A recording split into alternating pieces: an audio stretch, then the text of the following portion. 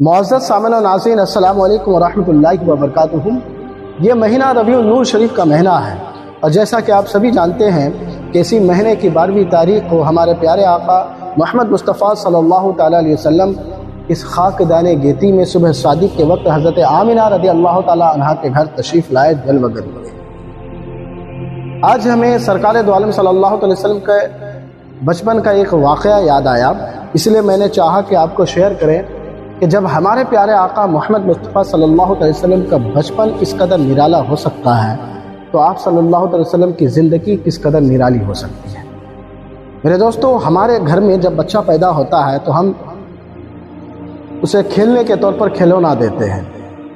شاید پلاسٹک کی بنی ہوئی کوئی چیز، یا پھر مٹی سے بنی ہوئی کوئی چیز، یا پھر کاغذ سے بنی ہوئی کوئی چیز، یا پھر کپڑے سے بنی ہوئی کوئی چیز ہم کھیلنے کے لیے دیتے ہیں۔ لیکن جانتے ہیں ہمارے آقا کریم صلی اللہ علیہ وسلم کس چیز سے کھیلا کرتے تھے؟ ہمارے آقا پیارے مصطفیٰ صلی اللہ علیہ وسلم اس شان کے مالک تھے، قربان جائیے اپنے نبی پر، اس شان کے مالک تھے کہ آپ صلی اللہ علیہ وسلم نہ کسی مٹی سے کھیلتے تھے، نہ کوئی کپڑے کے بنے ہوئے کھلونے سے یا پلاسٹک کے بنے ہوئے کوئی کھلونے سے کھیلتے تھے، بلکہ آپ صلی اللہ علیہ وسلم کو جب کھیلنا ہوتا تو آپ صلی اللہ علیہ وسلم صرف اپنی انگلی مبارک کو اشارہ کر دیتے، اور جس طرف اشارہ کرتے آپ صلی اللہ علیہ وسلم کے اشارہ کے مطابق چاند ادھر جھک جاتا۔ اگر آپ صلی اللہ علیہ وسلم داہنے جانب انگلی کا اشارہ کرتے تو چاند اس طرف چلا جاتا، اگر آپ بائیں جانب انگلی کا اشارہ کرتے تو بائیں جانب چاند جھک جاتا۔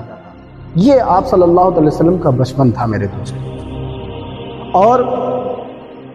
اس واقعہ کو حضرت عباس رضی اللہ تعالیٰ عنہ نے اپنے ماتھے کی نگاہوں سے بھی دیکھا تھا، اور بہت سارے لوگوں نے بھی دیکھا تھا کہ آپ صلی اللہ علیہ وسلم جس طرف اشارہ کر رہے ہیں، جس طرف آپ کا جھولا جھل رہا ہے تو چاند بھی اس طرف جھک جا رہا ہے۔ یوں لگتا تھا کہ آپ صلی اللہ علیہ وسلم چاند سے باتیں کر رہے ہوں اور چاند آپ سے بات کر رہا ہو۔ یہ ہمارے آقا کریم صلی اللہ علیہ وسلم کی نرالی شان تھی۔ پھر جب ہمارے آقا کریم صلی اللہ علیہ وسلم کہ جوانی کا وقت آیا، حضرت عباس رضی اللہ تعالیٰ عنہ ایمان بھی لے کر کے آئے تھے۔ دوران گفتگو انہوں نے کہا، یا رسول اللہ صلی اللہ علیہ وسلم، بچپن کے زمانے میں جب کہ آپ کی عمر 40 دن کی تھی، میں نے ایک واقعہ دیکھا تھا، کیا وہ واقعہ یاد ہے؟ آپ صلی اللہ علیہ وسلم نے کہا کہ وہ کون سا واقعہ آپ نے دیکھا؟ کہا، یا رسول اللہ صلی اللہ علیہ وسلم، میں نے دیکھا تھا کہ آپ جھولے میں ہوا کرتے تھے، جس طرف آپ کا جھولا ہلتا تھا تو چاند بھی اسی جانب جھک جایا کرتا تھا، جس طرف آپ انگلی کا اشارہ کرتے تھے تو چاند اس طرف چلا جاتا تھا، اور یوں لگتا تھا گویا آپ چاند سے باتیں کر رہے ہیں، کیا آپ کو وہ یاد ہے؟ آپ صلی اللہ علیہ وسلم مسکرا پڑے اور فرمایا، یہ تو میرے پیدائش کے بعد کا واقعہ ہے، اور وہ بھی 40 دن کے بعد کا واقعہ ہے۔ میں تو اس چیز کو بھی جانتا ہوں جب میں مادر شکم میں تھا، یعنی میں اپنی ماں کے پیٹ میں تھا، اور اس وقت میری امت کے نامہ اعمال کو لکھا جا رہا تھا، تو میں لوح و قلم کی آواز کو بھی، اس کے کھڑکھڑاہٹ کو بھی سن رہا تھا۔ یہ ہمارے آقا کریم صلی اللہ علیہ وسلم کی شان ہے میرے دوستوں،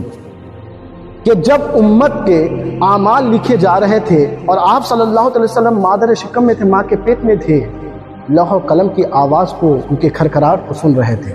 یہی نہیں، آپ صلی اللہ علیہ وسلم نے ارشاد فرمایا، بلکہ میں اس شخص کو بھی پہچانتا ہوں جس کے اعمال لکھے جا رہے تھے، وہ کون تھے اور کیا لکھ رہا تھا، اس چیز کو بھی جانتا ہوں۔ یہ تھی میری آقا کریم صلی اللہ علیہ وسلم کی میری شان میرے دوستوں، کہ مادر شکم میں ہیں اور آپ لوح و قلم کی باتیں کو جانتے ہیں۔ میرے دوستوں، اسی کو تو اعلیٰ حضرت علیہ رحمت و رضوان نے اپنے قلم میں تحریر فرمایا اور فرمایا، دور و نزدیک کے سننے والے وہ